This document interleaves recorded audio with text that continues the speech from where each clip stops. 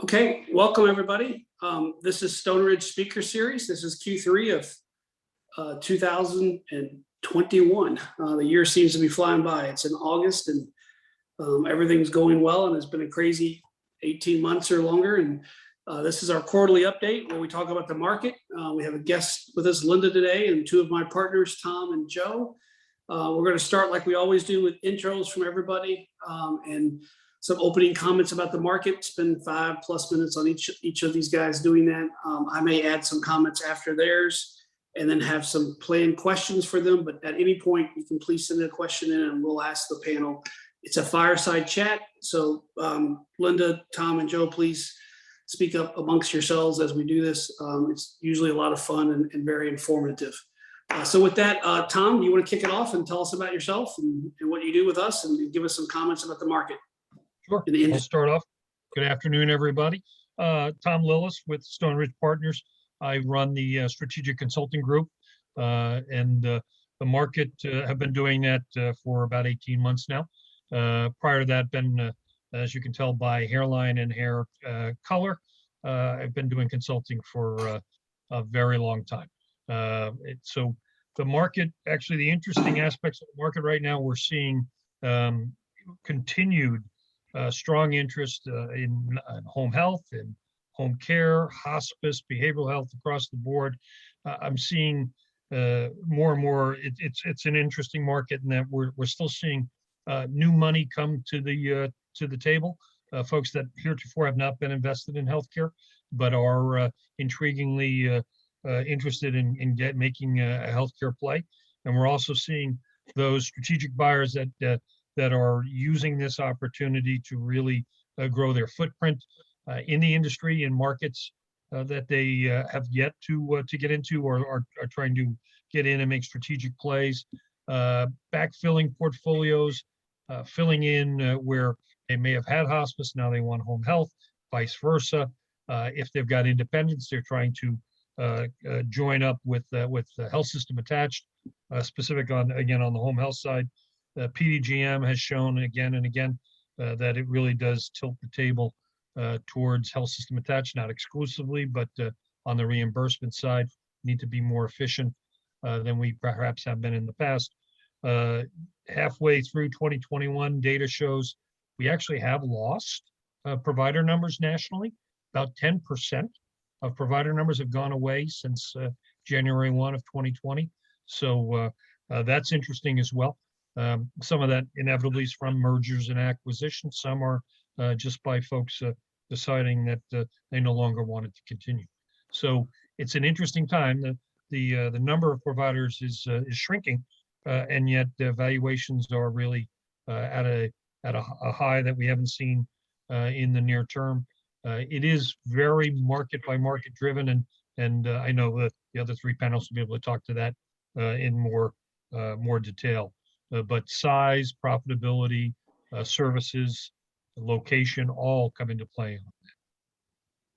Okay, thanks, Tom. Linda, do you want to go next? And then you're our guest, and tell us a little bit about what's going on in your world, and also as the operator, what's going on in the industry more broadly than just mergers and acquisitions would be great as well. Linda? Sure. Good afternoon, everyone. My name is Linda Mintz. I'm the co-founder, co-chairman of Carefinders Total Care. And we are a leading personal care provider in the Northeast. We provide services in 3 states, Pennsylvania, New Jersey, and Connecticut. We service about 7,500 patients. Again, just on the personal care side, mostly Medicaid, some private pay, some contract. And my background is, I started out as an M&A lawyer as well. So we have acquired lots of companies. We acquired Carefinders in 2014, and we've completed 29 acquisitions since then. So know a lot about what these guys do on the phone as well. And you know what's interesting about the market today. Again, we've been in this since 2014, and the opportunity that we saw is really, the personal care side of the market is an $80 billion market. There's 18,000 mom and pops in the industry. There's not a lot of large scale providers. And I think the opportunity is really for consolidation, because with scale, that provides better relationships with the managed care organizations that are predominant in most of the states. There still are some state programs, but a lot of the MCOs are narrowing their networks today. They don't want to deal with tens of thousands of small mom and pop providers. They would rather deal with higher quality, larger scale providers. And so I think, to your point, Tom, the provider numbers going down, I think some of that has to do with consolidation, as you mentioned, but also the MCOs just narrowing their networks and realizing that they need more efficiency in the market. It's been a challenging year just on the operational side with COVID, and there's a huge labor shortage, which everybody, not just this industry, obviously, but every other industry knows. That it's very difficult to get caregivers. There's a lot of pressure on wages. We've seen some increases in reimbursement rates from the Medicaid state programs, which has been great. That's allowed us to increase our pay rates to our caregivers. We still have a ways to go to be competitive with some of the other industries out there, because we're dealing with very low margins on the Medicaid side. So the workforce shortage is probably our number one challenge in the industry. Vaccination mandates. New Jersey has a vaccination mandate. Some of the other states have various types of mandates for caregivers, which is creating yet a whole nother challenge at the moment that we're dealing with. So everyone wants to be in the home post-COVID. There's been a lot of tailwinds. People don't want to go into nursing home facilities. And so we've seen an increase in interest in the market, but the caregiver shortage continues to be our biggest challenge. So I'll stop there and have Sounds good, Linda. questions later. Thank you. Joe, last but not least, sir. Thank you, Rich. My name is Joe Lynch. I am a partner with Stoneridge.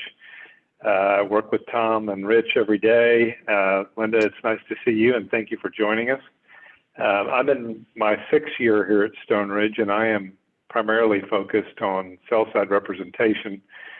We all do a little bit of cross-pollination every day in our different fields, but my career in home care began in 1990, so I'm in my 31st year working. I started with a large hospital corporation and started and acquired agencies, really enjoyed that whole process.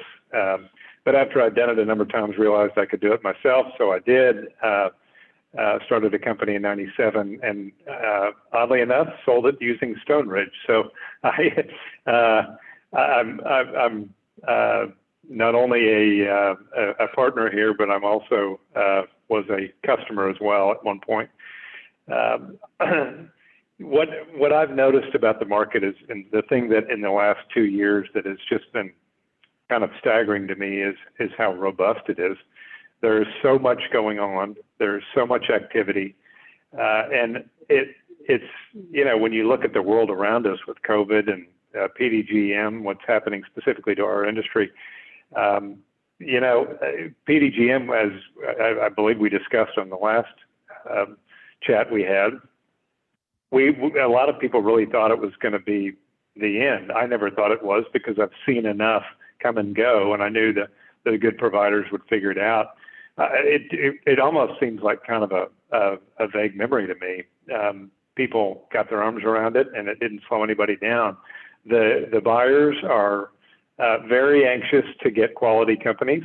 I think we're going to talk a little bit more about what makes a quality company. And Tom, you brought up an interesting stat, so I'll comment on that as well.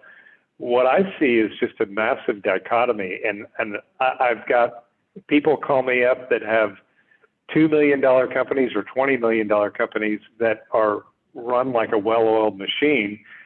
And the very next call, I'll call somebody with a similar amount of revenue that is not doing well at all, and they are very anxious to get out.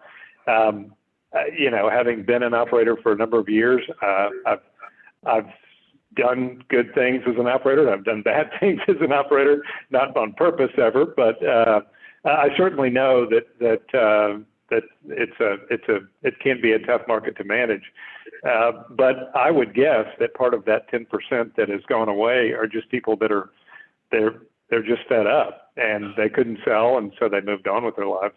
On top of acquisitions and roll-ups and other things. I also know that the PPP money that kept a lot of people afloat for a long time, that probably were not doing as very well, and it when that money ran out, probably some of those people just closed up their doors, which is sad, because when you've worked as hard as a lot of these people have and created a nice asset and had to close it down, I never want to see that.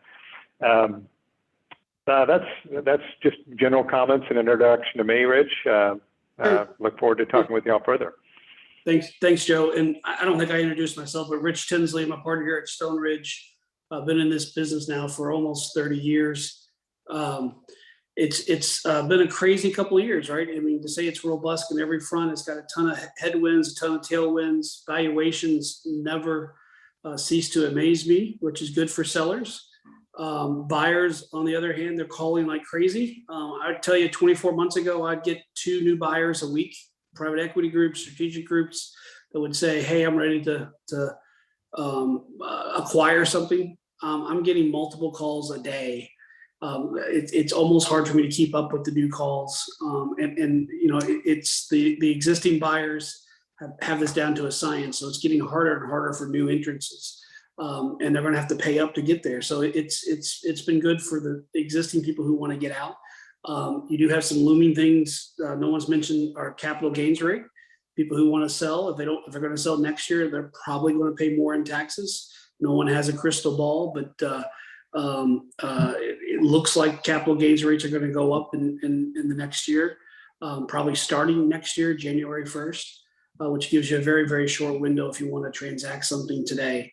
So anyhow, let's jump into some things. Let's go back to the labor issue. And Tom, if you don't mind, we'll start with you. But this is for all 3 of you, because if you ask me what the number one issue is today in our industry, it's the ability to staff.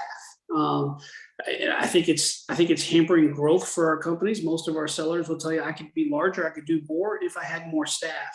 It's not always finding the customer as much as it is to finding the person to serve the customer. And we just need more people willing to do this work. We need more people who are trained to do this work and are passionate about it. And I'm not sure it's always about the wage and hour, but we got to figure out how to recruit those people into this awesome industry that's been here forever. So Tom, with yours, what are you seeing, and what are your clients looking at for staffing, and what's going on? Sure. It's Rich and group. I mean, you folks know it is the number one topic right now, and turnover rates, etc., are they're becoming a real issue. Always have been, but even more so now with the labor market the way it is. So I mean, we're seeing kind of a hodgepodge of things. I'm seeing folks both on the consulting side, but also on the deal side. How do they attack that turnover rate? We're seeing some interesting work with applications via the cell phone on feedback from patients, feedback on the clinicians, quick turnaround, quick feedback to the clinician from both the patient and from their management. That loop, if you can maintain that time and again, it shows that the turnover rates are reduced. We're seeing things. We had talked about some of those folks that decided to perhaps wrap it up and close down their agency. We're seeing some groups actually buy those agencies just to get the labor pool. They honor their tenure and their benefits to make sure they, in one swoop, they can pick up clinicians, etc. Other things, 2 other quick thoughts. One is, if you're in a location, if you're in an area that perhaps folks, it's favorable for retirement, we've seen many folks advocate for that. They'll advertise in non-retirement sections of the country and try to get clinicians to pre-locate for retirement. So if they can lure them down there, help them with the relocation costs, and leverage that experience and skill set that they have, and if they get them for 3, 4, 5 years, they're thrilled. and it helps with that as well. The last bit, and at times I can sound like a bit of a broken record, but given the Louisville pedigree of Stoneridge, there's an old phrase, it's let your thoroughbreds run. So if you're clinicians, you want them in front of patients. And so to whatever degree you can kind of clear the field, an obvious one is to do an analysis on OASIS reviews. If you've got clinicians doing OASIS work, well, maybe they could, you can partner with them. There's a lot of organizations out there, good organizations that do a good job, are very compliant. There's an ROI to that process, and you can get your clinicians out and they're spending time with patients instead of processing paperwork. So just a couple thoughts there. Thanks, Tom. And that's a good point, that you can tackle this both from retention and recruitment. It's a two-pronged problem and a two-pronged solution. Linda, Joe, comments from you all? And I'll start with Linda, our operator. Yeah, I think that, our workforce are non-skilled caregivers. And I think, a couple things there is really, it's becoming more and more competitive to offer more and more benefits and paid time off and vacation days and things like that, which, when the MCOs came into these markets, some of the providers eliminated those because the margins got too thin. I think that the workforce is now looking for additional benefits besides, and I think that helps with retention, to be able to offer a 401k program or be able to offer paid time off, or we've looked at things creatively to offer some kind of childcare stipend and things like that. I think in order to be successful with a tight workforce, you've got to get creative and really get the loyalty factor with the workforce, and also look outside of, you can't do it with clinicians on the skilled side, but on the non-skilled side, to look for and go after, different types of workforce, whether it's retired teachers or, retired government workers who are on the sidelines that can certainly take care of elderly people and be caregivers. I also think the trend will become, if the labor shortage continues, there'll be more family caregiver programs cropping up in states. And I think everybody's shaking their head. You probably see that today. There are certain states that have very robust consumer programs or family caregiver programs. I think there'll be more and more states pushing those models, because if the family member can be at home, you eliminate the workforce shortage. Even through COVID, the states that we're in that had family caregiver programs, there was not a huge drop in business because the family member's in the home. It wasn't about bringing in an outsider into the home. So I think there'll be a push for more, consumer-directed programs, family caregiver programs in certain states. No, I agree 100%, Linda. So historically, for those who've been here for a long time, you used to see these non-skilled workers, and I hate that phrase because it sounds like the worker itself is non-skilled, but non-skilled work, these direct care workers in that industry, you used to see them work for multiple providers. Are you still seeing that, where your guy or gal may work 25, 30, 40 hours for you, but also does it for somebody else? Yes. Yes. Yeah. I mean, the overtime during COVID, our overtime percentages went significantly higher, again, because we had a workforce shortage. So if people were willing to work, we had to service patients. Overtime rates went higher, but we're still finding, in any agency that's trying to manage overtime rates,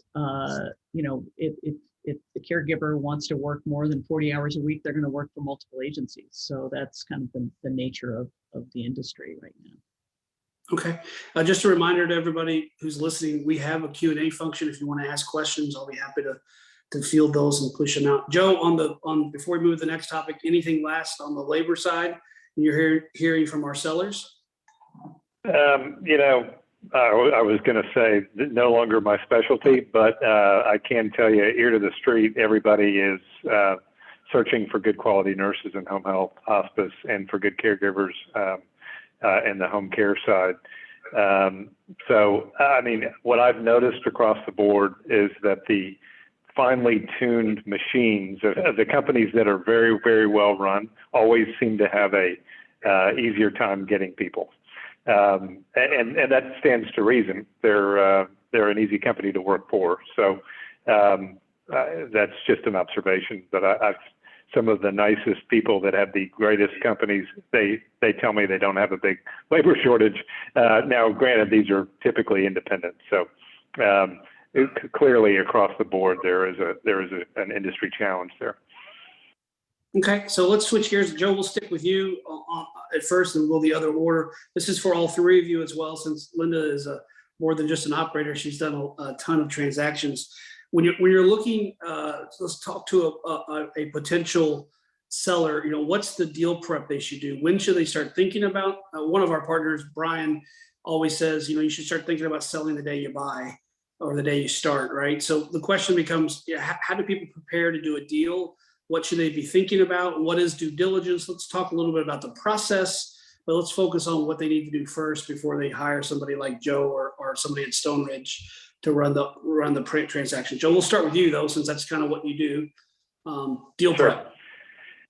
Well, the number one thing you need to do is to have work on having clean financials. And if you're not a CPA or not fairly skilled at putting together financials, I'd say bring in an outside party. And the main reason is you need to have an expert that can speak for you when the time comes. I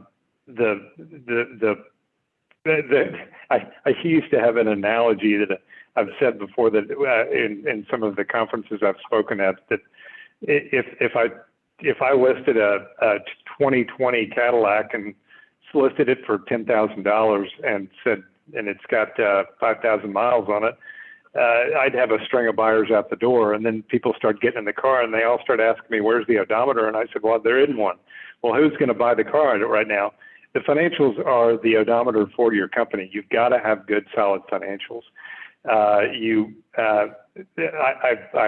get calls all the time from people that say, I want to sell my company. I say, great, I'd be happy to take a look at it. Can you send me your financials? And they say, well, I don't really have any, but I can send you my last year's tax return. Well, that's not the same thing. And those are very tough companies to sell. So yeah, month over month, year over year, quality financials, I think, is number one. So just real quick, Joe, when you say quality financials, you're not making a judgment on the margins. I mean, obviously, the higher the margin, the more profitable they are, the more they're going to be worth. You're just talking about having professional financial statements that show exactly. Okay. Exactly. You have to be able to tell a story. They're going to be looking for not only your top line and your bottom line, but they're going to want to see all your expenses. And the reason is because they might think that they can cut out a lot of those expenses. They're going to want to see your trends. If you did 10 million in 2019, excuse me, if you did 12 million in 2020 and you did 14 million or trending towards that in 2021, that's a fantastic trend. They're going to want to see that. They're going to want to chart that growth. That's a company that most buyers would be interested in having a hard look at. We're in a clinical business, so compliance is, I'm sorry, I drew a blank. Compliance is extremely important. That's not something that can be overlooked. We have to have a clean record of compliance, and I'm not talking about one, issue on your last state survey. I'm talking about real big issues within your company.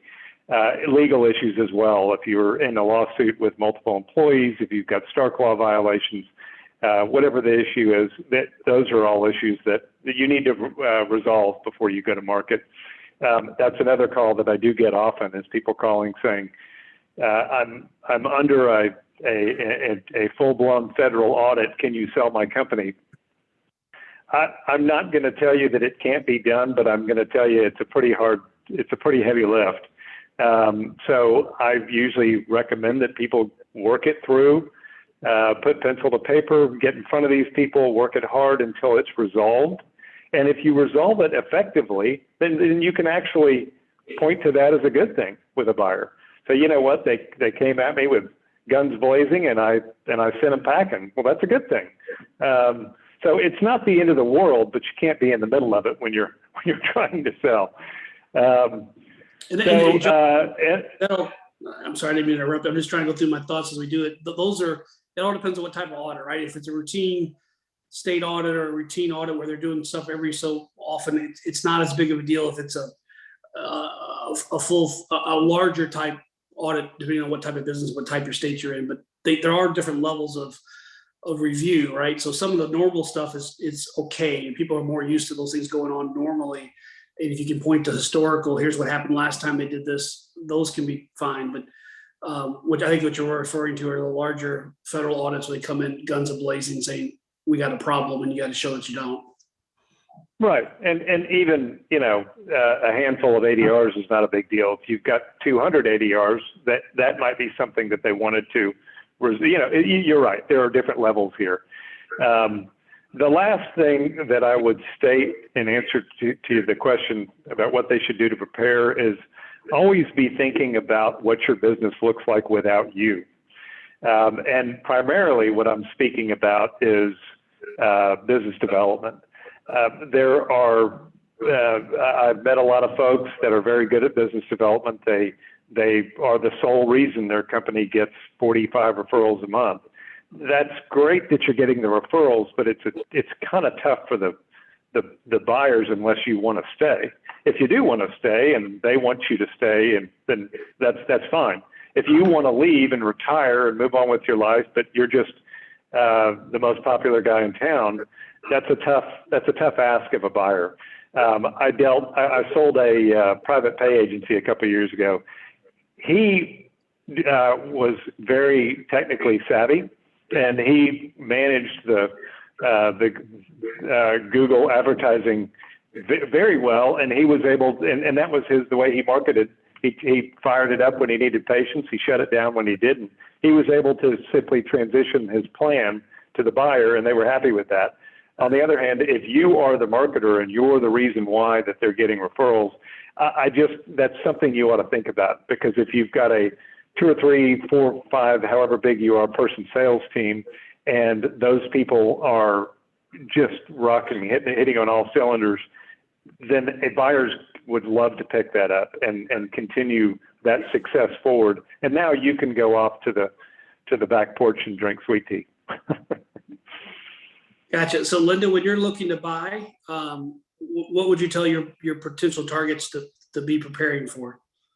Yeah, I think Joe hit on a lot of it. I think, having well prepared outside is key. I think the last point that was made also by Joe, and just in terms of the business development side, I think a lot of potential sellers don't realize that they drove the business, and they are driving all of the referrals. And if they don't want to stay on and they leave, then a buyer that doesn't have a built-in sales force is basically buying a business that is going to decline over time. And a lot of sellers don't really realize that the business is naturally going to decline. And so, we've had issues with earnouts and other things from sellers where they don't quite understand that if they step out of the equation and they're not continuing to bring in business, the business is going to go down. So I think understanding that, which has a valuation component to it, is really important. And I think, you guys, we've bought lots of businesses from Stoneridge, so you guys can help sellers along the way navigate through some of these issues. But I think the financials are the key. Being compliant is really important as well. Great. And Tom, any last comments for you? Just quickly to echo and to maybe augment a little bit, a couple things. One is know why you're selling. It sounds odd to say it that way, but as Joe indicated, are you trying to retire? Are you looking to grow? Are you looking to expand? So knowing what your motivation is and being able to convey that in the discussion really helps further the discussion. The second piece I would say is you've got to figure out when you're going to let your management team in on this, because one of the key things that the buyer is buying is that legacy, that management team. They're not buying the building.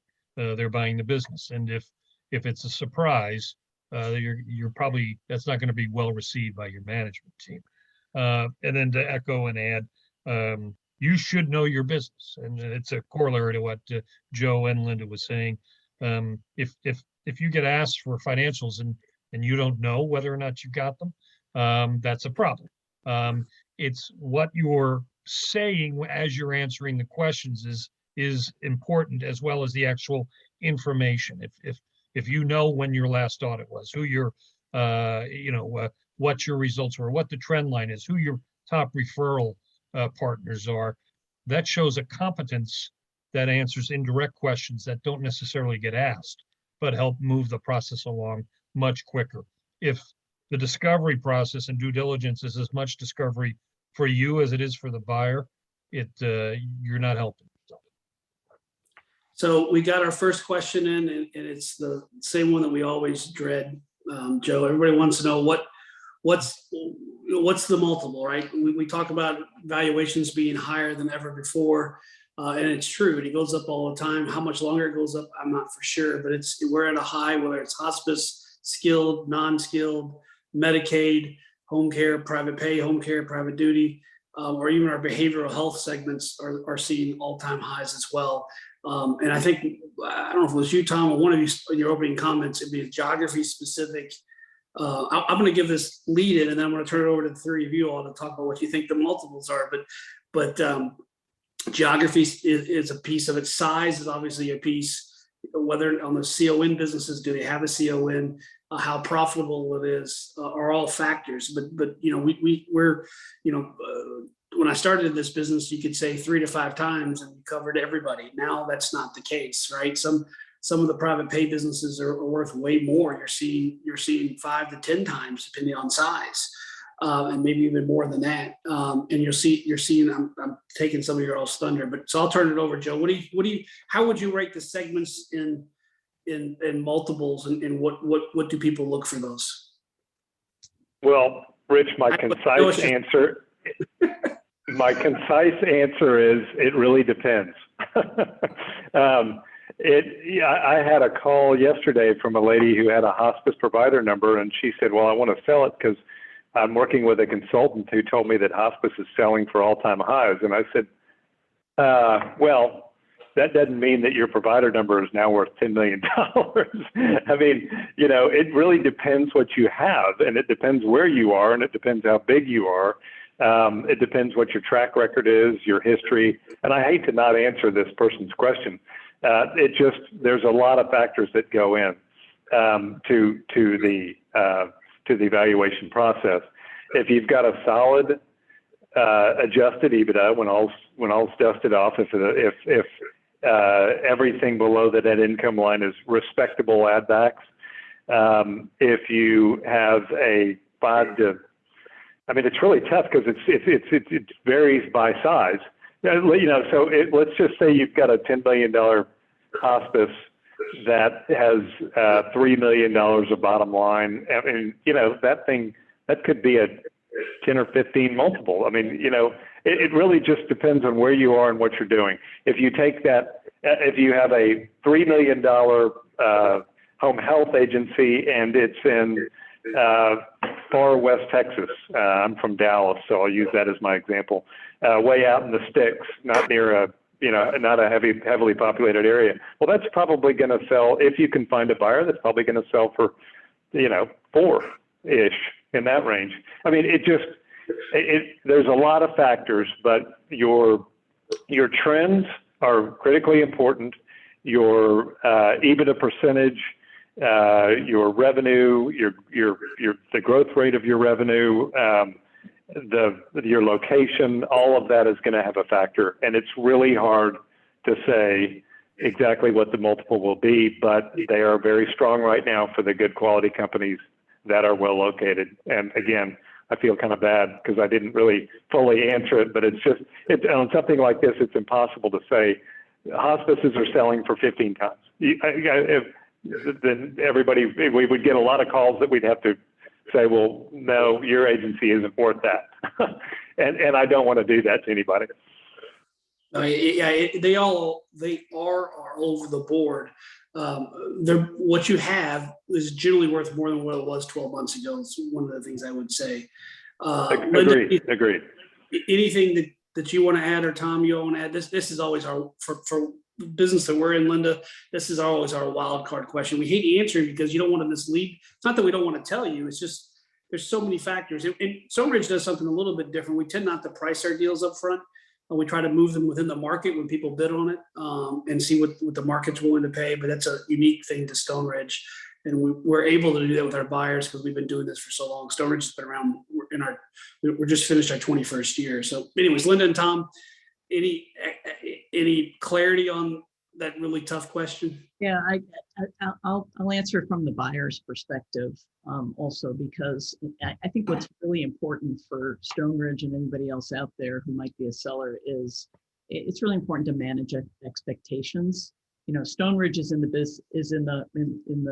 knows the industry, is in the home care business. There are other, you know, business brokers out there that don't know home care at all, and they get, you know, calls from one-offs, and somebody tells them that their business is worth 15 times, but you know, it really might be worth, you know, 5 times. And so, as Joe said, it really depends on the size of the business, on the market.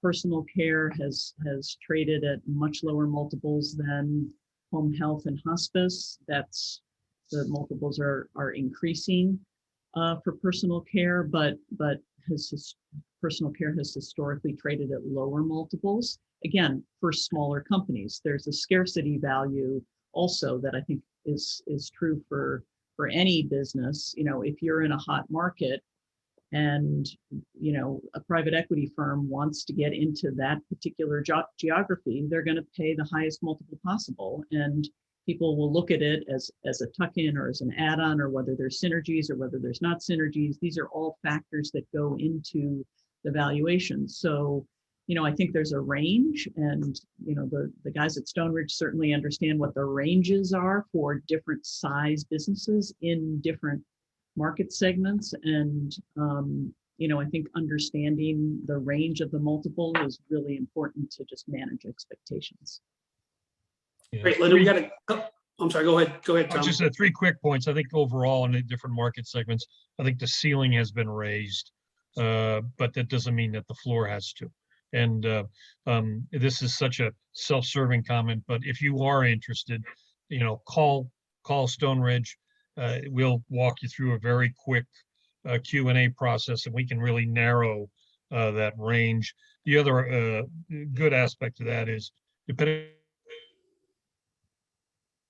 on where you are, your market, and your line of business, we may know of folks. We work with a lot of strategic buyers that are looking in X geography or Y line of business, and that really helps as well, because that in part is what's driving the valuations. Is some of these players are really not necessarily, I wouldn't say backfilling, but completing the portfolio by geography, and you can get a out of normal range sale price because of that. So it's worth a discussion. The meter doesn't go on when we talk to you. So back to you, Linda. We have a couple questions, and I'll give you both at the same time. You can respond. One is talk about blended multiples for a blended multiple strategy for consolidation.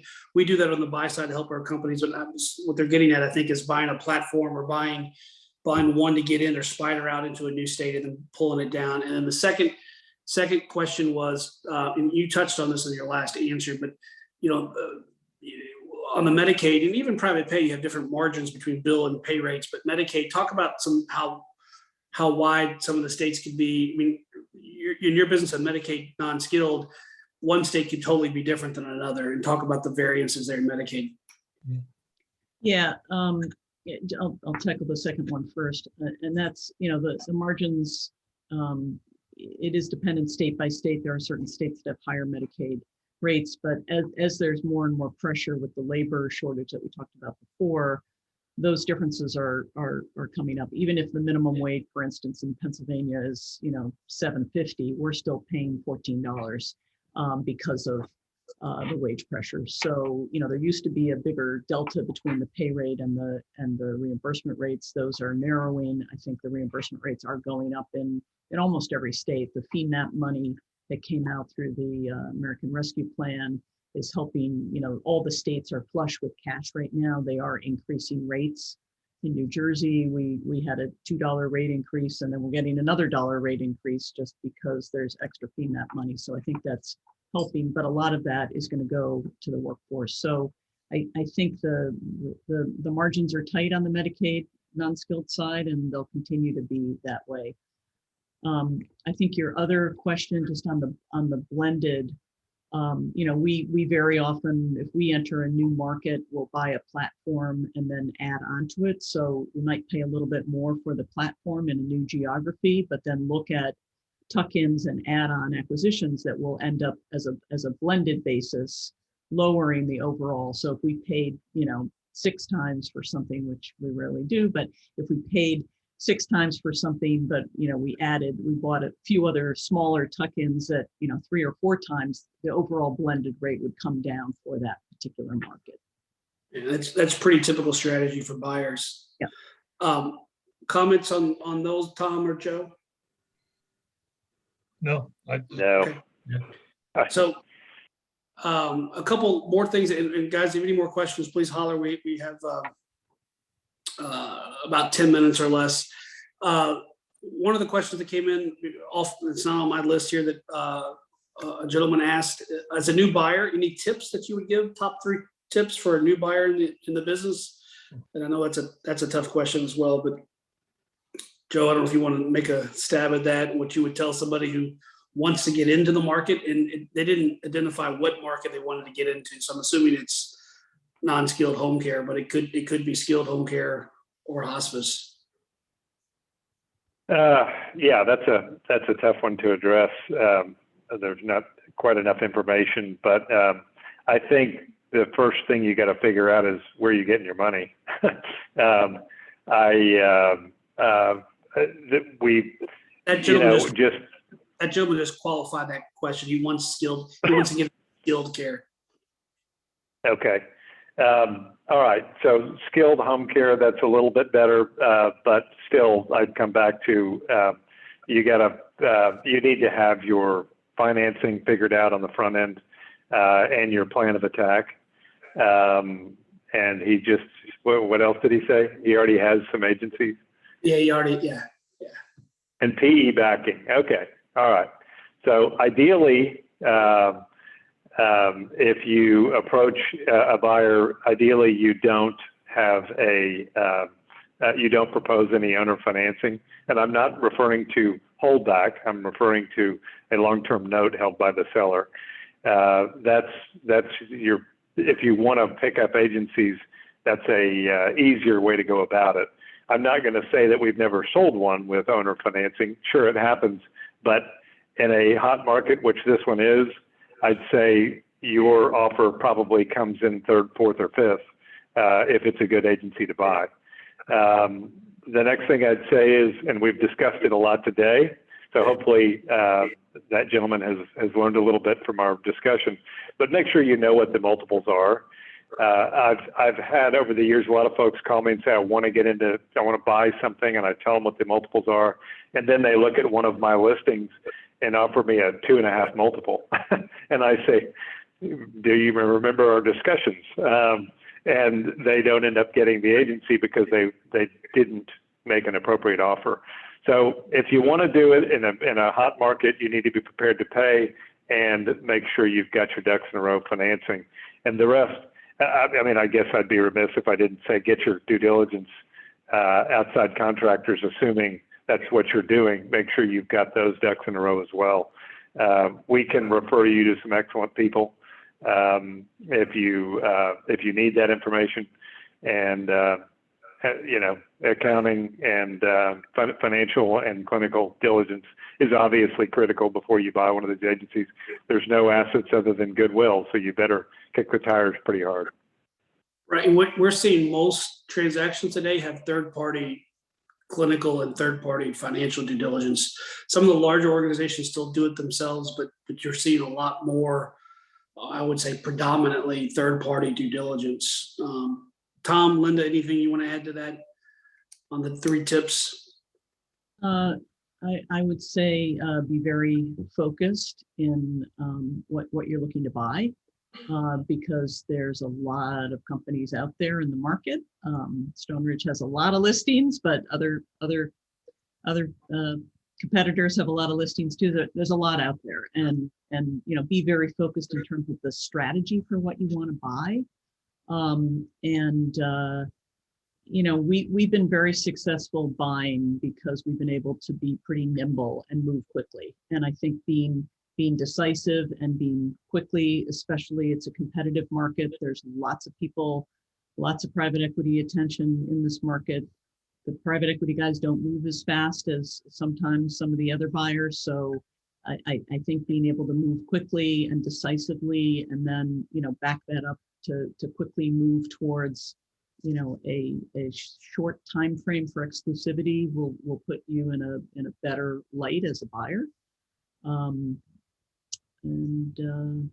That's, I guess that was 2 tips instead of. That's great. Hey, Linda, while I have you talking, temporary rate increases, are you treating them as permanent? I think they're going to be permanent. It's hard to take that money back. Once you've raised rates, you can't really take that money back. In the midst of a pandemic. Yeah, I think that's the right answer. I think that's what most people are doing, but not everybody. But I think that's what a lot of buyers are looking at. Any other questions? We have one question about New York. And my partner who does most of our New York business is not on here, but he wants to know about home health and hospice market trends in New York. New York is a really tough regulatory business. Linda, I don't know if you want to comment on New York at all, or Joe, I don't know how much business you actually do in New York, but it's a tough business. Valuations are good. The regulatory piece is what kills the transfers up there. It just takes a lot longer to get something done and approved. The 3 of you want to add? That person is an anonymous. I'm not sure who asked that question, but if you want to call in, I can get you hooked up with our partner who does most of our New York stuff. But Joe, Tom, Linda, anything specific on market trends in the state of New York? Well, the only thing I could say is that I think that you hit the nail on the head. From a compliance standpoint, it's tough, but from what I've seen, that hasn't limited the demand for people wanting to be in that area. So I think it's a popular place to be, but you better have your ducks in a row and understand what you've got to do to get it closed. The only thing I'll add, and we've looked at buying lots of things in New York. It's important to have a lot of scale in New York because the regulatory environment is really challenging. And in order to make money in New York, you have to be a pretty good size business. So, there's plenty of good companies in New York that are very well run, but the large ones make money and the small ones really struggle. Okay. Somebody wrote a question. I'm just reading it real quick here.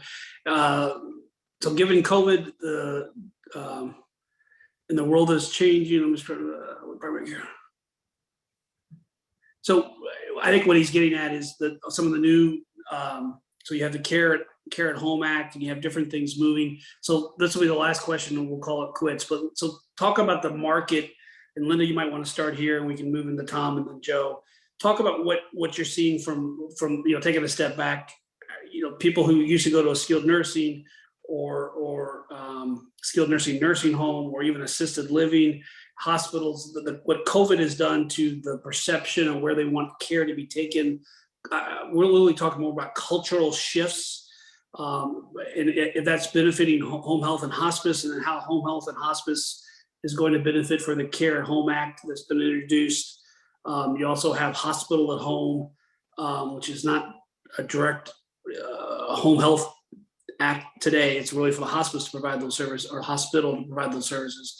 But kind of taking a step back and say, hey, since we've had this 18-month pandemic, what's changing in the industry and cultural norms? And you hear people, seniors say, I'm never going to live in assisted living because I don't want to be quarantined, or I don't want that choice to be made by somebody else, or I don't whatever it might, I want visitors, or I want this, or I want that. So culturally, how does this shift the scene of the industry in the United States? And Linda, we'll start with you.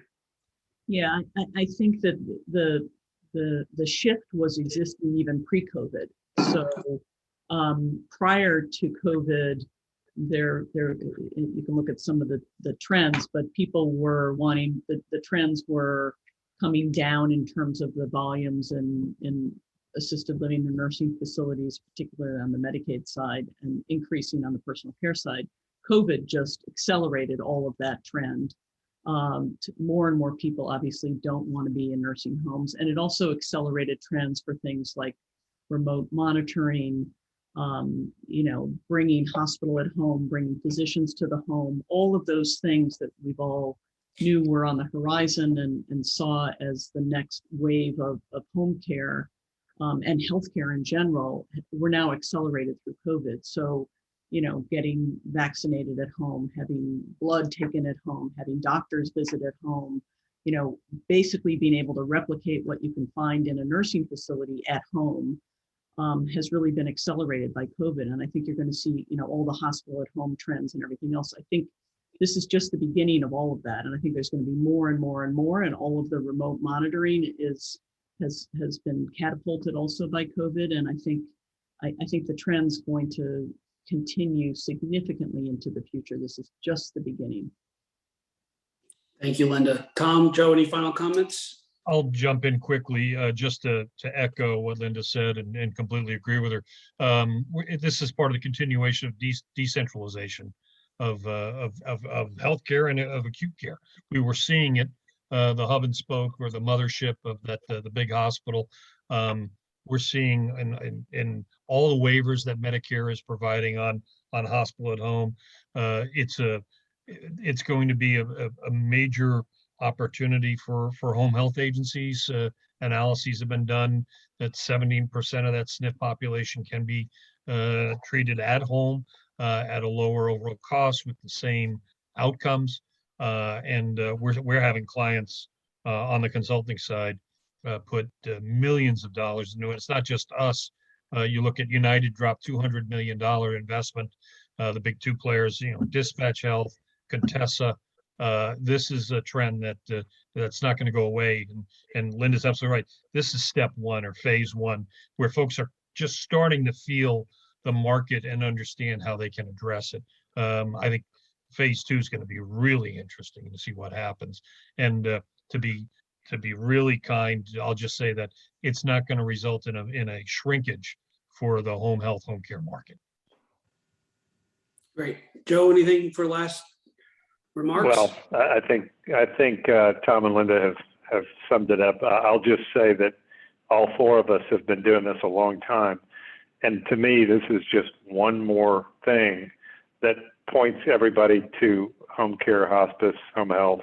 I mean, and how many have we seen over the course of our career that you look up and you go, well, that's gonna do better things for our industry, and then that's going to do better things for. And when COVID hit, I thought, oh my gosh, now nobody wants to be in a hospital, nobody wants to be in a assisted living facility. I mean, it seems like no matter what happens, it points everybody to this industry. So I think for all those professionals that are in it and who want to be in it, that are watching this, if you do it well, I think sky's the limit.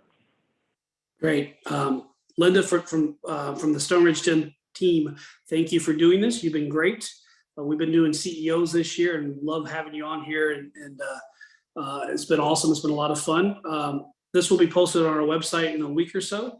So you'll live in infamy, Linda, with our on here with us.